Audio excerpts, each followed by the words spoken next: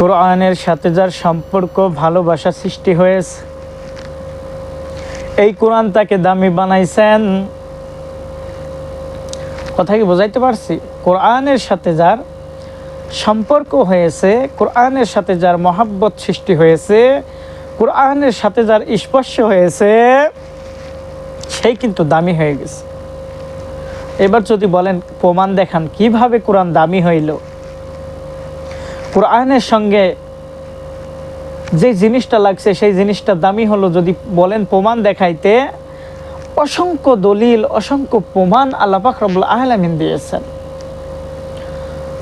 যে কথাটা হলো, কোরআনের সাথে দেখেন আপনার সম্পর্ক যদি থাকে, কোরআনের সাথে যদি আপনার স্পর্শ থাকে, দেখবেন আল্লাহ পাক রব্বুল আলামিন আপনাকেও দামি বানায় দিয়েছেন।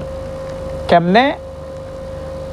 এই কোরআনের সাথে যার সম্পর্ক সে দামি হয়েছে।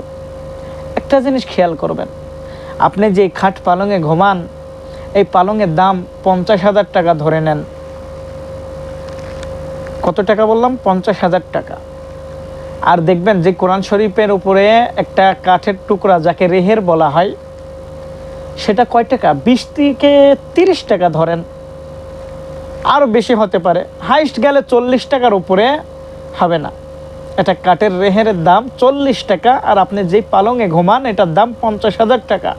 ভালো করে খেয়াল করবেন। ভাই দোস্ত হুজুর্গ, যে কথা বলতেছিলাম, কিভাবে ওই কাঠের টুকরাটা 40 টাকা দামি হলো? কারণ কি, ওই কাঠের টুকরাটার উপরে কোরআনুল কারীম রাখা হয়। কে রাখা হয় ভাই?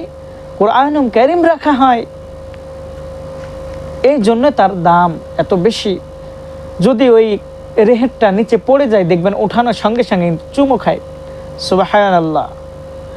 ওই রেহেরটার সাথে যদি কারোর পা লেগে যায়, সঙ্গে সঙ্গে উঠায় চুমু খায় আর তওবা করতে থাকে।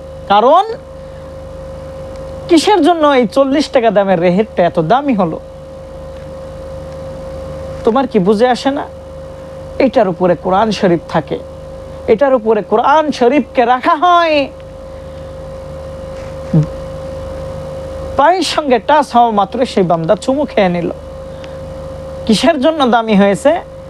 এটার উপরে কোরআনুল কারীম থাকে, এই জন্য। এইবার আসুন, আমি আপনি যে কাপড়টা পরি, এটার দাম কত? হাইস্ট গেলে 2,000 টাকার উপরে হবে না, 2,000 3,000 এর উপরে হবে না। আর একটা সাধারণ কোরআনের যে জামা বলা হয়, কোরআনুল কারীমকে ঢেকে রাখার জন্য, সেটার দাম কত? মাত্র 20 থেকে 30 টাকা হলে একটা কাপড় হয়ে যায় কোরআনুল কারীমের ঢেকে রাখার জন্য, যেন ময়লা মাটি না লাগে। তো এই জামাটার কেন দাম? এই জামাটাও যদি পড়ে যায়, সেম টু সেম, পড়ে যাওয়ার সঙ্গে সঙ্গে চুমু খায়, লাথি লাগার সঙ্গে সঙ্গে চুমু খায়। ওটা কেন? এটা কোরআনুল কারীমকে পেঁচায় রাখার জন্য। দ্বিতীয়বার কোরআনুল কারীমকে পেঁচায় রাখবে, এই জন্য সে চুমু খায়। কিসের কারণে ভাই? ওই কাপড়টা দামি হলো, কোরআনের সাথে তার স্পর্শ আছে, কোরআনুল কারীমের সাথে তার সম্পর্ক আছে। কোরআনুল কারীমের সাথে যার সম্পর্ক, খোদার কসম, তাকে আমার রব দুনিয়াতে কামিয়াবি দান করছেন, আখিরাতেও কামিয়াবি দান করবে। কথা মনে হয় বুঝতে পারেন নাই আমার এখনো। আল্লাহ সকলকে বোঝার তৌফিক দান করুক, আমিন।